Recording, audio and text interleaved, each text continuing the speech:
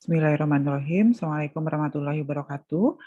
Bertemu kita di mata kuliah Teknoekonomi untuk mahasiswa Magister Agribisnis, dan hari ini kita masuk dengan pertemuan ke-7.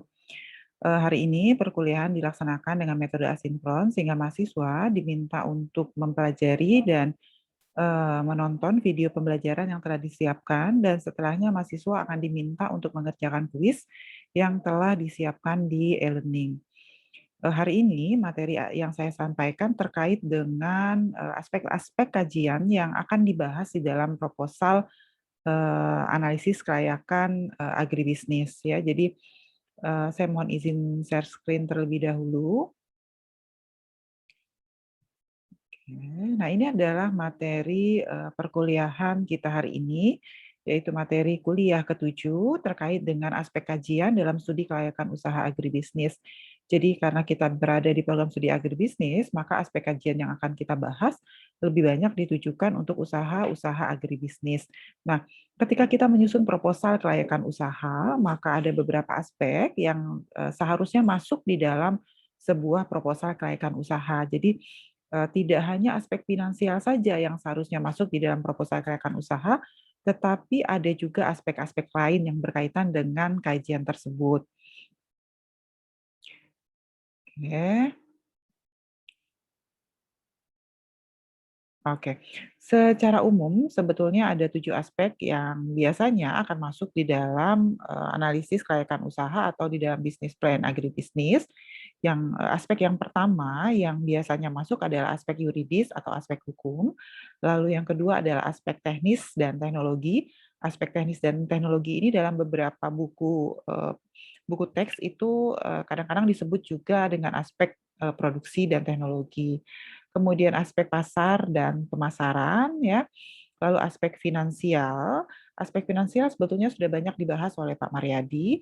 Lalu ada aspek manajerial dan SDM, dalam beberapa buku teks juga sering disebut dengan aspek organisasi. Lalu ada aspek persaingan, dalam beberapa buku terkadang aspek pemasaran dan aspek persaingan itu biasanya digabung menjadi satu aspek, itu diperbolehkan. Dan yang terakhir adalah aspek ekonomi. Jadi hari ini saya akan menjelaskan mulai dari aspek yuridis, aspek teknis dan teknologi, pasar dan pemasaran, finansial, aspek manajerial dan SDM, lalu aspek persaing, sedangkan aspek ekonomi akan kita bahas dalam perkuliahan minggu depan. Oke, sebelum saya masuk dengan detail rinci mengenai aspek-aspek yang ada di dalam proposal analisis kelayakan usaha atau studi kelayakan bisnis, maka terlebih dahulu saya akan menyampaikan seperti apa sebetulnya format proposal bisnis plan atau analisis kelayakan usaha. Jadi sebetulnya gitu ya, tidak ada format yang baku gitu bahwa formatnya harus seperti apa tuh tidak ada template baku, tetapi yang sering dibahas di dalam perkuliahan-perkuliahan atau training-training terkait kelayakan bisnis yang harus diperhatikan adalah substansi yang ada di dalamnya, tapi mengenai template atau mengenai format standar itu sebetulnya tidak ada. Jadi SKB harus studi kelayakan bisnis harus didokumentasikan secara standar untuk memudahkan pemahaman dan interpretasi. Nah, standar itu maksudnya apa? Standar itu maksudnya proposal kelayakan usaha yang kita buat itu memuat berbagai aspek yang nanti akan kita bahas. Ya, namun secara umum SKB memuat beberapa hal yang perlu diketahui dalam sebuah rencana usaha. Nah, apa saja isi dari laporan studi kelayakan bisnis? Pada umumnya terbagi menjadi 3 bagian. Yang pertama adalah executive summary atau kira-kira memaparkan tentang ringkasan proyek tersebut. Jadi apa ya, mulai dari latar belakang proyek sampai nanti bagaimana kelayakan proyek dari berbagai aspek, tetapi dalam bahasa yang ringkas. Bagian yang kedua adalah isi atau proses dari hasil studi kelayakan yang mencakup nanti beberapa aspek. Lalu yang terakhir adalah rangkuman dan rekomendasi. Di dalam rangkuman rekomendasi akan memuat kesimpulan akhir apakah proyek tersebut sebetulnya layak atau tidak untuk dijalankan. Nah, apa saja format intinya? Kalau tadi kita bicara hanya 3 bagian, tetapi kalau kita lebih rinci lagi, maka dia terdiri menjadi aspek ikhtisar atau executive summary, tadi sudah kita bahas. Nah, lalu sementara dari bagian kedua dan sampai dengan nomor 6 itu adalah bagian kedua dari pembahasan yang kita bahas sebelumnya. Dan yang terakhir ringkasan hasil studi kelayakan dan lampiran-lampiran itu adalah bagian ketiga. Nah, di bagian isi itu apa sih yang dimuat? Yang dimuat tadi aspek-aspek yang akan dibahas adalah aspek pasar dan pemasaran, aspek teknis produksi dan teknologi, aspek manajerial dan SDM, aspek finansial. Kemudian kita bisa juga menambahkan aspek yuridis, ya, aspek sosial, mungkin ada aspek politik, aspek lingkungan hidup, gitu ya, aspek ekonomi. Dan bagian ketujuh adalah ringkasan hasil kelayakan, kemudian bagian ke-8 biasanya akan memuat lampiran-lampiran atau data-data dukung yang diperlukan ketika kita menyusun analisa berbagai aspek-aspek kajian tadi. Oke, ikhtisar atau executive summary nanti memuat apa saja, tadi sudah saya sampaikan secara ringkas, ada objeknya apa, proyeknya apa, waktu, ya waktunya, tim risetnya siapa, metode alat analisisnya apa, dan ringkasan serta rekomendasi hasil risetnya apa. Ya, kemudian uraian kita akan membahas secara detail bagaimana aspek yuridis, pasar pemasaran dan persaingan, aspek teknis produksi, bagaimana aspek finansial, keuangan, untung atau tidak secara finansial, aspek organisasi tadi mencakup di dalamnya adalah aspek manajemen dan SDM, lalu dan yang terakhir dalam beberapa aspek kajian yang lengkap biasanya akan dimuat juga aspek ekonomi. Ringkasan tadi sudah dibahas di depan. Oke, lampiran-lampiran apa saja bisa brosur, dokumen yang mendukung data dukung kita yang sudah analisis kita yang ada di dalam tubuh tulisan, print out kalkulasi komputer mungkin, atau foto-foto, berita, atau mungkin ada brosur terkait dengan proyek yang akan kita bangun, itu semua kita masukkan di dalam lampiran. Nah, yang kita masuk dengan aspek yang pertama, yaitu aspek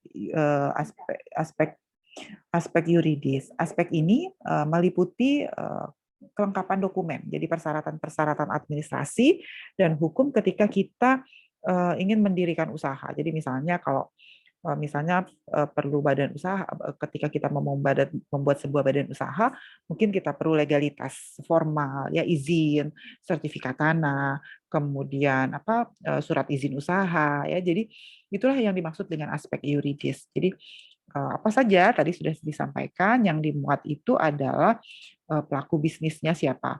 Pelaku bisnis itu berkaitan nanti dengan bentuk badan usaha yang mau kita pilih itu apa. Lalu identitas pengelolanya siapa saja.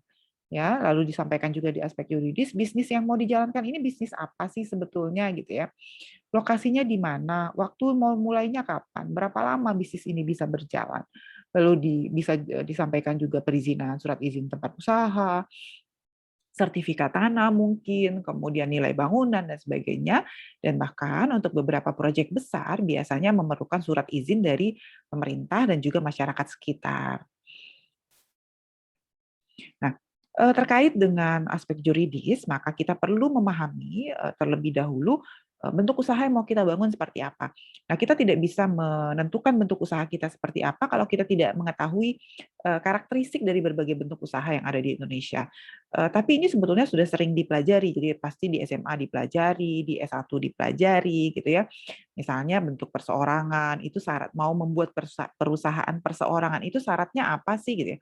Kalau perusahaan perseorangan kan dia hanya dimiliki oleh seseorang, kepemilikan satu orang kepemilikannya, pendiriannya juga relatif mudah, tidak perlu syarat khusus, bentuk organisasinya sederhana, modalnya tidak terlalu besar, tanggung jawab dari usaha tersebut penuh berada pada tangan pemilik. Nah, ada lagi bentuk usaha firma. Kalau berbeda dengan perseorangan, kalau firma itu adalah kumpulan dari 2 orang atau lebih. Nah, hanya bedanya kalau di firma, kalau misalnya dia ada 2 orang, maka dua-duanya aktif menjalankan usaha. Jadi tanggung jawab berada pada tangan pemilik sekaligus bertanggung jawab atas segala risiko yang timbul. Ya, ada lagi nanti ada CV. Kalau di CV dia sama-sama kepemilikan lebih dari satu orang, tetapi di dalam CV itu ada yang bertanggung jawab untuk menjalankan usaha, ada yang bertanggung jawab hanya ngasih modal saja. Itu bedanya antara firma dengan CV. Ada lagi yang lebih tinggi namanya PT, perseroan terbatas. Badan hukum ini didirikan berdasarkan perjanjian yang melakukan kegiatan dengan modal tertentu. Jadi ada saham istilahnya. Kalau dalam PT ada istilah saham yang dibagi, ada modal yang dibagi dalam bentuk saham. PT dalam perkembangannya ada beberapa macam, ada perseroan terbatas, ada perseroan terbuka, dan ada perseroan terbatas yang untuk BUMN. Kemudian dalam skalanya, statusnya ada yang perseroan tertutup dan ada perseroan terbuka. Kalau perseroan tertutup biasanya penawaran saham itu tidak umum, tidak berlaku umum, tetapi kalau perseroan terbuka itu biasanya penawaran saham sudah berlaku umum dan bisa masuk ke dalam bursa efek. Makanya kalau ada perusahaan-perusahaan di ujungnya ada tulisan TBK, maka dia berarti PT TBK di belakangnya itu berarti intinya terbuka, artinya sahamnya itu sudah melalui sistem mekanisme penawaran umum.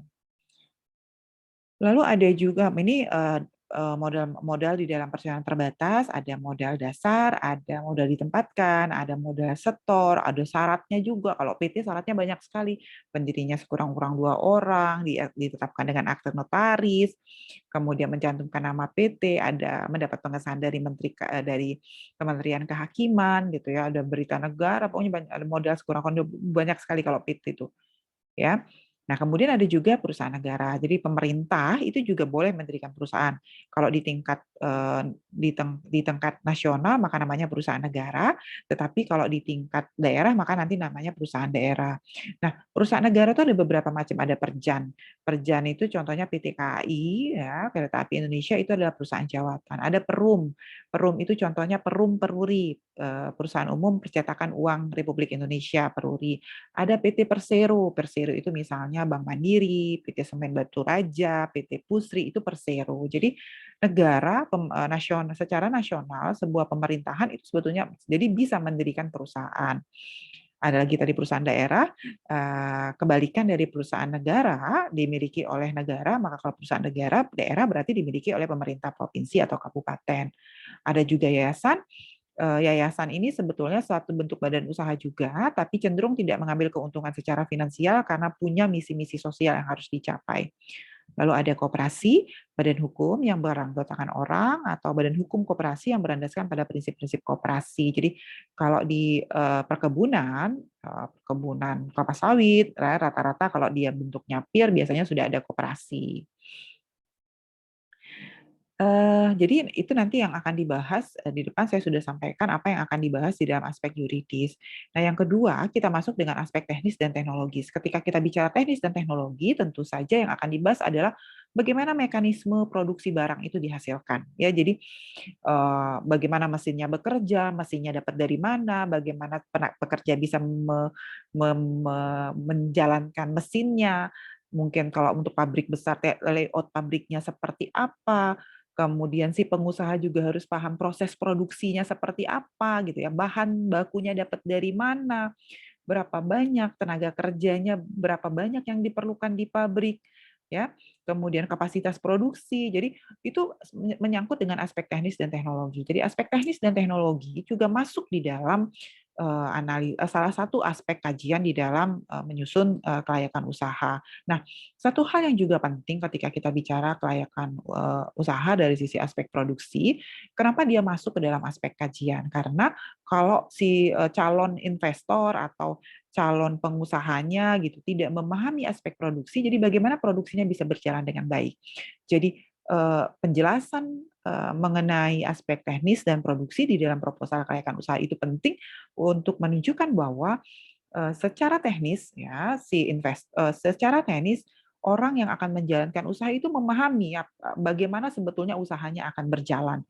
Kalau dia tidak memahami, khawatirnya nanti di jalan ketika terjadi sesuatu, misalnya kerusakan mesin, misalnya kekurangan bahan baku dan sebagainya, si pemilik usaha malah tidak bisa mengatasi persoalan. Jadi itulah penting kenapa kita harus memahami aspek teknis dan teknologis.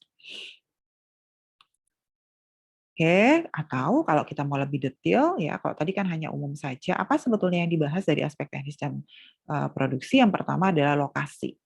Lokasi itu nanti letaknya di mana, peta, faktor pendukungnya ya, jadi geografis, cocok. Kalau pertanian itu kita akan bicara kecocokan lahan, bahan baku ya, kemudian sarana transportasi, jalan ke sana ada atau tidak, pasarnya sejauh apa, itu nanti masuk aspek teknis produksi.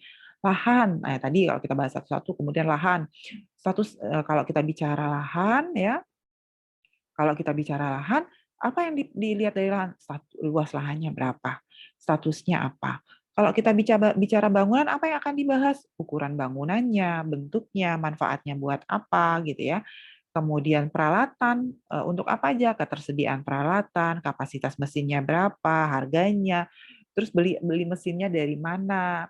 Lalu apalagi yang dibahas? Ada lagi bahan baku. Bahan baku itu nanti akan bahan baku, baik bahan baku utama maupun bahan pembantu, yang akan kita lihat adalah mudah nggak sih dapatnya, gitu ya. Kontinu tidak sih, pasokan dan mutunya? Pengangkutannya bagaimana? Mengangkutnya dari sumber, bahan baku ke pabrik kita. Sistem pembelian, harga beli, bentuk pasar, jadi itu semua harus masuk di dalam proses produksi. Lalu proses produksinya sendiri, kita akan bicara mutu produk, teknologi yang dipakai, mesin, ya. Kemudian kita akan diminta untuk menggambar arus produksinya kayak apa sih, sampai dengan terakhir yang akan juga dibahas di dalam rencana produksi itu berapa banyak sih gitu tenaga kerja yang diperlukan untuk menjalankan proses produksi di dalam usaha yang akan kita bangun. Lalu aspek yang ketiga adalah aspek pasar, pemasaran, dan persaingan. Jadi ini sekaligus jadi satu saya bahas ya.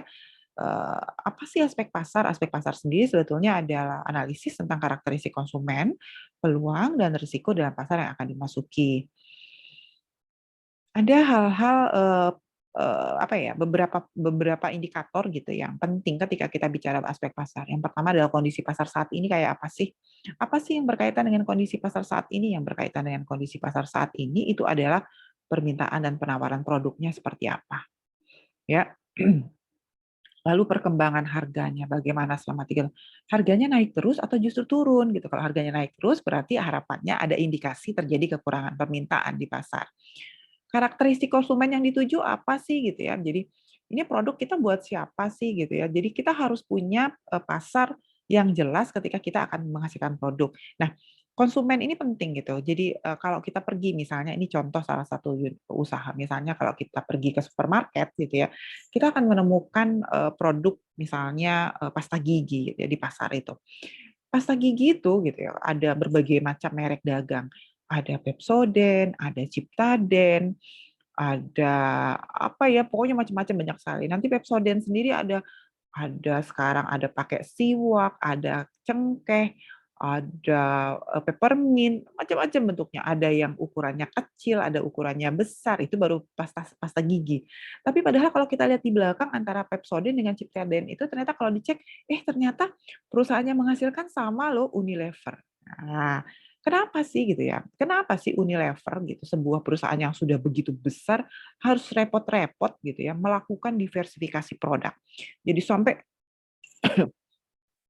sampai turunan produknya itu ada berbagai macam. Nah, tujuannya adalah untuk memenuhi selera konsumen, untuk menangkap karakteristik konsumen yang spesifik.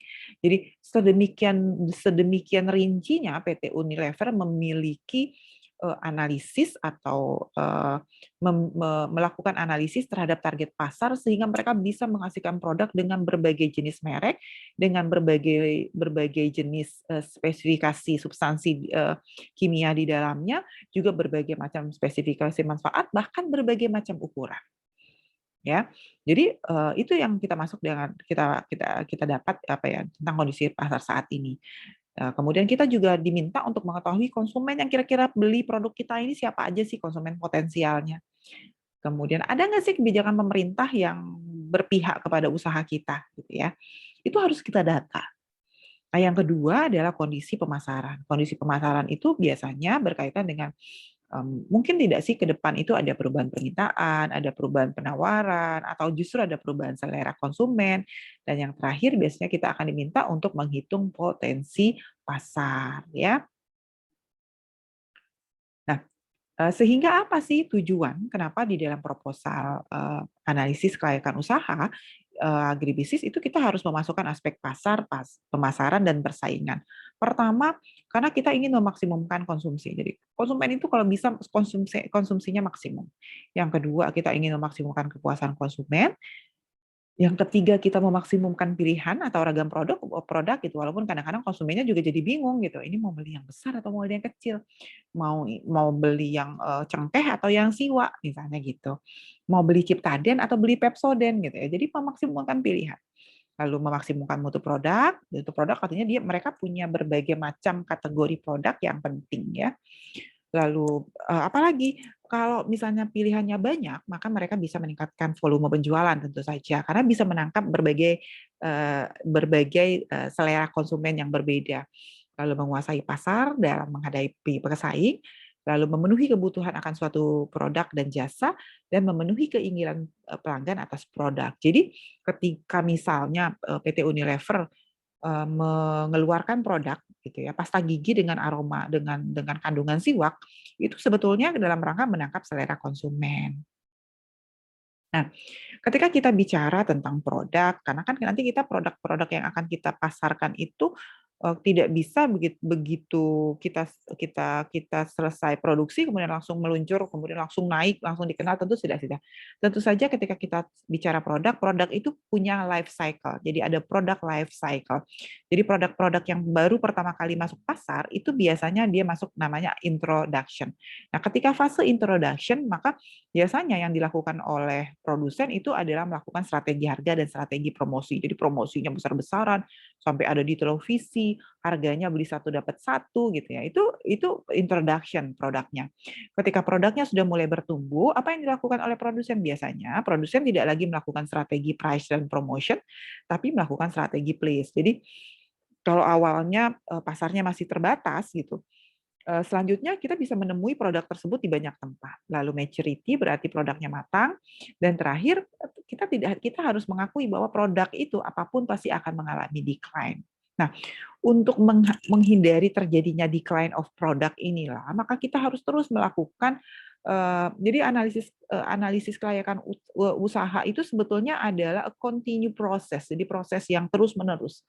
Kenapa? Karena ketika terjadi penurunan decline of demand, jadi demand-nya menurun sehingga mengurangi penerimaan si produsen, maka produsen harus mulai melakukan survei pasar kembali untuk mengetahui pasar sekarang pinginnya apa gitu ya. Jadi menghasilkan produk. Jadi kalau ketika kita memulai usaha, yang kalau dulu kita memulai usaha itu kalau kita punya input, ayo produksi gitu ya. Kalau sekarang tuh harus dibalik gitu paradigmanya. Produk itu kita create karena ada konsumsinya, karena ada konsumen yang meminta. Jadi produk itu create based on demand gitu, bukan based on supply. Kalau dulu ya masih teori bisnis yang lama. Kalau teori bisnis yang lama, kalau mau produce of product, we have to study about supply of product. Jadi kita harus mempelajari bahan bakunya ada atau tidak, dan jadi kita lebih fokus dengan kalau dalam bahasa perdagangan itu keuntungan komparatif daripada keuntungan kompetitif. Nah, kalau sekarang itu kita lebih baik bicara ini produk ada yang minta nggak sih? Jangan sampai nanti ketika kita menghasilkan produk, ternyata banyak produk sejenis di pasar, ternyata pesaingnya banyak gitu. Ternyata produk konsumen nggak suka kok menghasilkan produk yang kita mau. Nah, itu kira-kira kenapa kita perlu terus-menerus secara kontinu melaksanakan survei pasar. Jadi dia berlanjut terus sehingga nanti ketika decline kita akan lakukan modifikasi produk supaya nanti masuk lagi introduction, growth, maturity, atau jadi dia akan continue. Itulah yang dilakukan oleh PT Unilever. Jadi mereka betul-betul punya informasi yang lengkap tentang perubahan selera konsumen. Nah, ini tadi kalau kita gambar kira-kira seperti ini gambarnya. Jadi awalnya produknya tidak dikenal, masih rendah, mulai tumbuh, kalau di growth sudah mulai tinggi, maturity sudah mulai di atas, sudah maksimum, ya, tapi di decline sudah mulai turun. Kalau kita tidak melakukan perubahan strategi dalam pemasaran, tidak melakukan perubahan strategi dalam produk kualifikasi produk yang kita hasilkan, maka produk kita akan ditinggalkan. Ya. Nah, selanjutnya saya akan menjelaskan apa sih yang terjadi ketika produk kita itu baru masuk pasar. Untuk produk-produk yang baru masuk pasar, maka penjualannya biasanya rendah karena belum ada yang banyak yang tahu gitu ya. Biayanya masih tinggi, keuntungannya pasti rendah karena belum banyak yang tahu dengan produk kita dan pesaingnya masih sedikit. Tetapi apa yang terjadi ketika produk kita itu mulai bertumbuh lalu dewasa?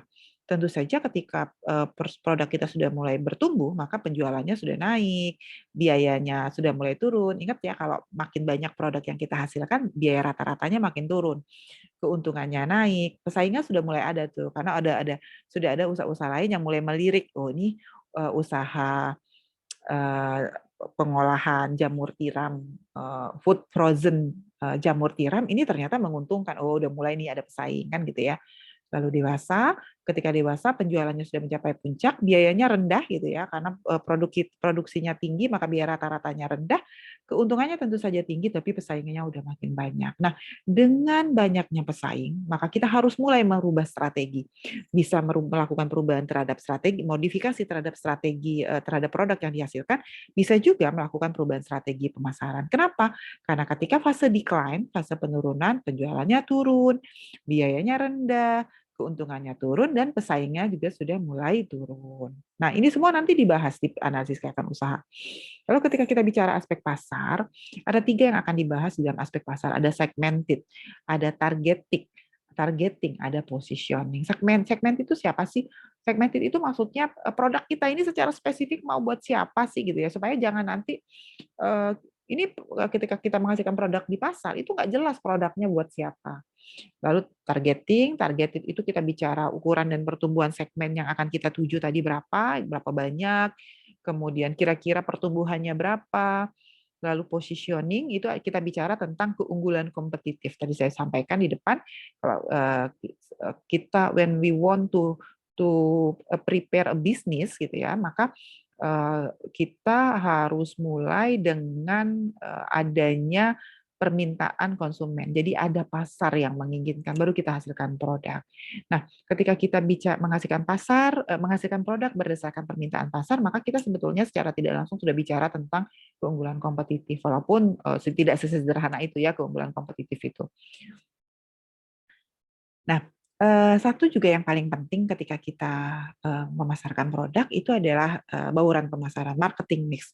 Apa yang harus kita lakukan supaya produk kita ini sampai cepat ke pasar? Ya, Kotler tahun 1997 mengatakan bahwa marketing mix is a set of marketers tools that the firms use to pursue its marketing objective in the target market.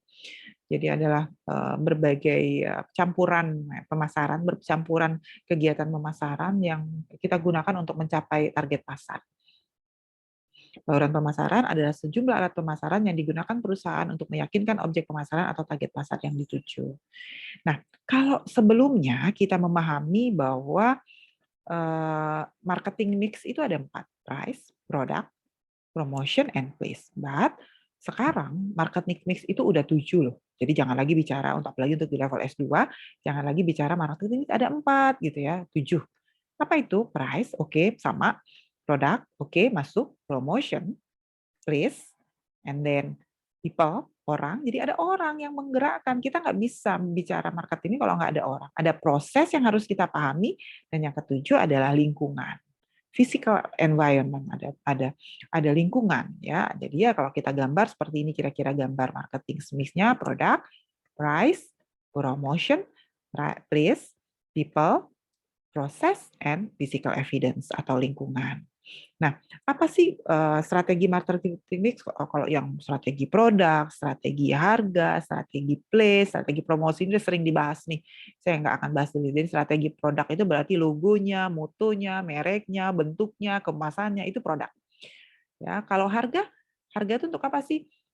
Berapa sih harga kira-kira? Kadang-kadang gitu ketika di awal produk kita masuk ke pasar, kita lakukan diskriminasi harga. Jadi didumping, harganya diturunin. Beli satu dapat satu. Beli satu dapat satu itu sama dengan nurunin harganya 100% kan gitu ya. Atau bisa juga market penetration pricing. Jadi ada berbagai macam strategi. Atau harganya dibedakan sesuai dengan volume pembelian. Ada yang kalau beli satu tidak ada diskon, beli dua ada diskon, beli tiga diskon 50% misalnya gitu.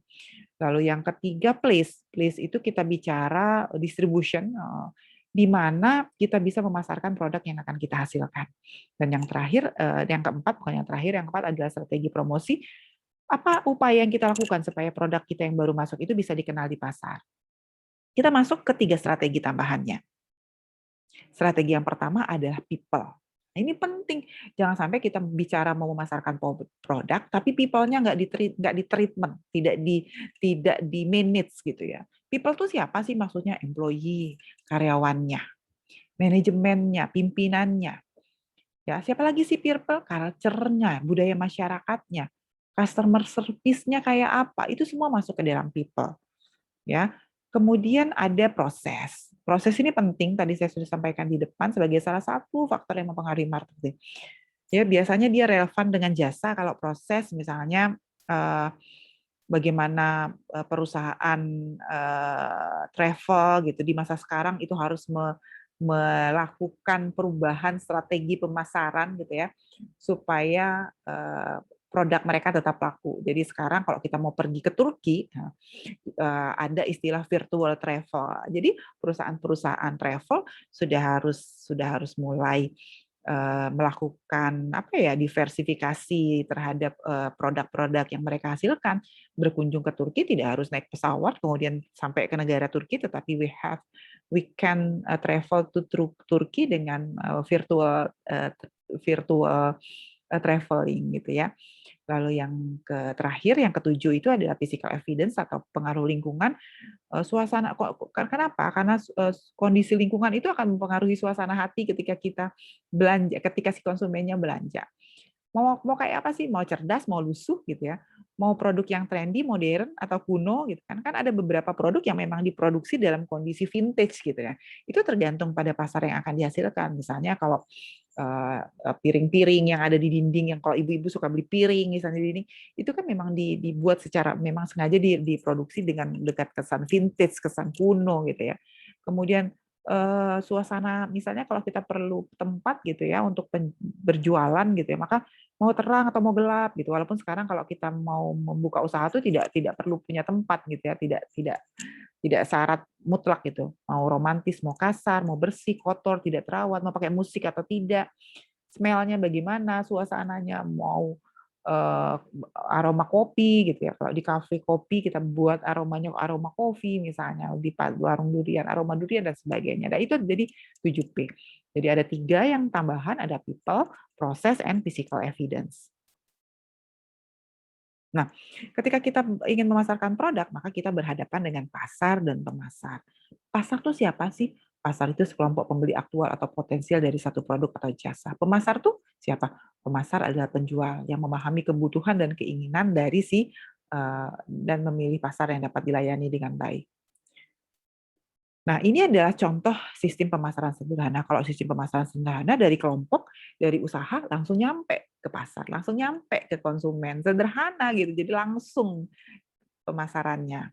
Tetapi dalam kalau produk pertanian gitu, kita susah menemukan pasar yang eh, apa ya, kalau kayak karet gitu langsung langsung ketemu konsumen akhir, langsung ketemu gitu nggak ada gitu. Jadi terkadang kalau di pertanian itu yang paling sering adalah modern, artinya di antara pemasok dengan produsen, di antara produsen dengan konsumen itu biasanya ada banyak pedagang perantara ya, ada banyak pedagang perantara, bahkan nanti tidak hanya banyak pedagang perantara yang menawarkan produk kita, kita juga akan berhadapan dengan pesaing ketika memasarkan. Jadi kita juga akan berhadapan dengan pesaing. Sehingga apa itu persaingan? Ya, terakhir ya untuk bagian pasar, persaingan itu adalah yang akan kita diminta untuk menginformasikan itu adalah jumlah pesaing berapa, apa sih kekuatan dan kelemahan mereka gitu ya. Misalnya mulai dari pangsa pasar, harga, keunikan produk, jaringan distribusi, cara promosi, teknologi. Itu kita sebaiknya punya informasi dari pesaing supaya nanti kita bisa membangun sebuah usaha yang lebih baik daripada usaha yang sudah dilakukan oleh pesaing kita. Nah, ketika kita bicara pemasaran, terlepas dari semua persoalan yang tadi saya sampaikan, maka satu kata kuncinya kita harus melakukan manajemen pemasaran. Mulai dari merencanakan, mengimplementasikan, dan melakukan pengendalian atas program-program yang dirancang untuk menciptakan, membangun, dan menjaga pertukaran transaksi yang menguntungkan dengan pembeli sasaran untuk mencapai tujuan organisasi. Ya, jadi kita perlu melakukan memanage ya pemasaran dengan ilmu manajemen pemasaran. Oke, saya masuk yang keempat yaitu aspek finansial. Aspek finansial ini sebetulnya sudah banyak dibahas oleh Pak Mariadi bahwa ketika kita mau tidak mau, suka tidak suka, ketika kita memulai usaha, pasti kita perlu analisis finansial. Karena terkadang bahkan kita terlalu konsentrasi dengan analisis finansial gitu, sehingga kita melewatkan analisis-analisis yang lain. Misalnya analisis ekonomi itu biasanya kita akan bicara ternyata proyeknya punya dampak buruk loh secara ekonomi terhadap masyarakat sekitar, itu analisis ekonomi. Nah, analisis ekonomi itu sering ketinggalan gitu. Kita investor, kreditor, kemudian si produsen itu kadang-kadang seringkali terlalu serius, terlalu terlalu mendahulukan aspek finansial. Pokoknya yang penting secara finansial untung gitu, itu aja oke, yang lain terserah. Nah, itu yang tidak boleh gitu ketika kita bicara project. Ya, apa saja biaya-biaya yang diperlukan dalam analisis finansial? Nanti ada analisis kebutuhan modalnya berapa, kebutuhan biaya usaha, dan analisis laba rugi. Ya, aspek finansial yang dibahas adalah lebih investasi dan modal kerja, struktur finansial dan sumber modal, jadwal pembayaran hutang, estimasi penjualan, estimasi biaya produksi, bisa cash flow dan cost of capital, neraca dan laba rugi, lalu kriteria investasi. Lalu nanti untuk bisa mengetahui apakah usaha kita itu layak atau tidak, biasanya kita akan lakukan analisis sensitivitas, bisa juga analisis statistika, bisa NPV, kriterianya IRR, indeks profitability, break even point. Jadi itu semua akan masuk di dalam analisis finansial. Ya, dari investasi awal, project, maka kita akan bicara tentang biaya praoperasi, misalnya biaya studi kelayakan, biaya lead bank produk, perizinan, uji coba proses. Biasanya di investasi awal tuh ada biaya praoperasi, ada biaya aktiva tetap. Apa saja? Misalnya kita beli tanah, beli bangun, beli mesin, ada tool dan equipment ya, kemudian mungkin kita perlu kendaraan, peralatan kantor, semua masuk aktiva tetap. Nah, yang paling penting juga pada saat kita membangun analisis finansial itu adalah menentukan umur proyek. Ya, jadi kita diminta untuk menentukan umur proyek. Umur proyek itu bisa ditentukan dengan dua cara. Yang pertama adalah berdasarkan umur ekonomis aktivita utama. Aktiva utamanya yang paling panjang itu bisa dipakai apa sih? Bangunan ini bangunan bisa 20 tahun loh. Oke, kita bikin proyeknya 20 tahun.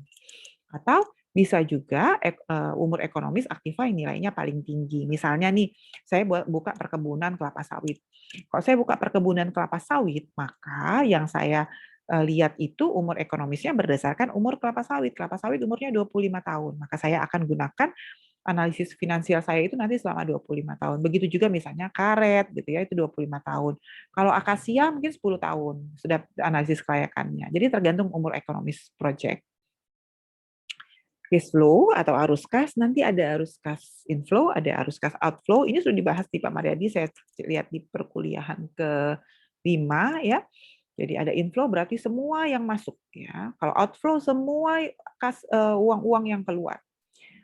Net cash flow itu adalah selisih antara cash inflow dikurang dengan cash outflow. Nah, lalu ada juga bukan unsur cash flow, lihat, jangan hati-hati nanti ya, ada yang tidak masuk dalam unsur cash flow yaitu biaya penyusutan dan biaya bunga atau cicilan hutang.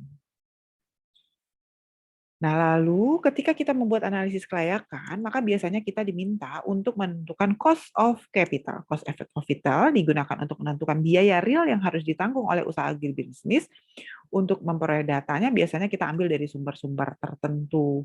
Walaupun sebetulnya cost of capital ini bisa kita hitung gitu ya. Tetapi biasanya cost of capital itu adalah apa ya?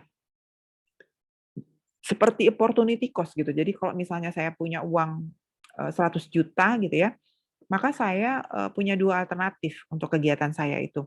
Apakah uang 100 juta saya itu, apakah saya mau simpan di bank ya, atau saya investasikan di dalam proyek perkebunan kelapa sawit 2 hektar. 1 hektar kan misalnya 50 juta biayanya, berarti kalau saya punya 100 juta, saya bisa buka 2 hektar lahan kelapa sawit, misalnya gitu. Nah, maka mana yang akan saya pilih? Enakan saya nabung uang 100 juta itu saya tabung ke bank atau saya buka jadi perkebunan kelapa sawit. Nah, maka tentu ketika saya menghitung analisis kelayakan usaha perkebunan kelapa sawitnya, maka basis data perbandingan saya itu adalah kalau saya nabung gitu. Kalau nanti keuntungan buka perkebunan kelapa sawit itu ternyata lebih kecil daripada saya nabung di bank, ya. Saya ulang, kalau nanti ternyata keuntungan dari saya buka kebun kelapa sawit dengan uang 100 juta itu ternyata lebih kecil daripada saya nabung di bank kemudian dapat bunga, Maka enakan saya nabung gitu kan.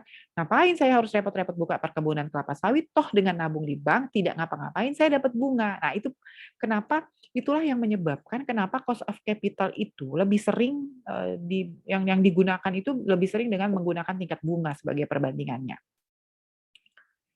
Yang kelima adalah aspek manajemen SDM.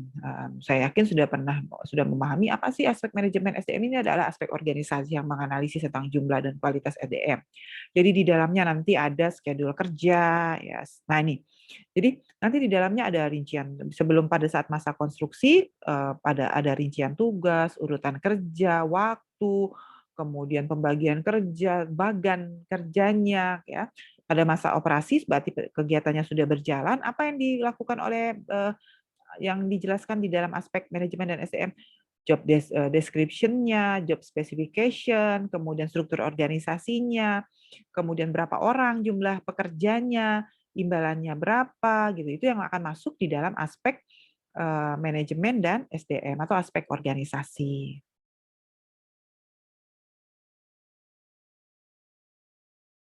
Nah, oke. Artinya apa? Sebetulnya laporan studi kelayakan usaha, atau bisnis plan gitu ya, atau perencanaan bisnis itu sebetulnya adalah apa ya, panduan, pedoman gitu ya, adalah bagi kita untuk melaksanakan usaha. Karena itu tentu saja supaya usahanya lancar, usahanya betul mendapat keuntungan, studi kelayakan bisnisnya, bisnis plan-nya tidak boleh dibuat sembarangan. Nah, gitu ya. Jadi ada 4 tahap kita membuat bisnis plan. Pertama bentuk tim dulu, orang yang paham tentang usaha yang akan dijalankan. Yang kedua penelusuran data, kan kita perlu data gitu. Datanya harus akurat, kemudian analisis data dan informasinya harus tepat, baru buat laporan. Jadi betul-betul harus dilakukan oleh orang-orang yang memang qualified dan memahami mengenai proyek yang akan dibangun. Itulah kiat supaya nanti studi kelayakan bisnisnya memang bisa mewakili kondisi yang sebenarnya. Oke, demikian kuliah yang sudah saya sampaikan. Terima kasih atas perhatiannya. Salam sehat selalu. Tetap jaga protokol kesehatan. Wassalamualaikum warahmatullahi wabarakatuh.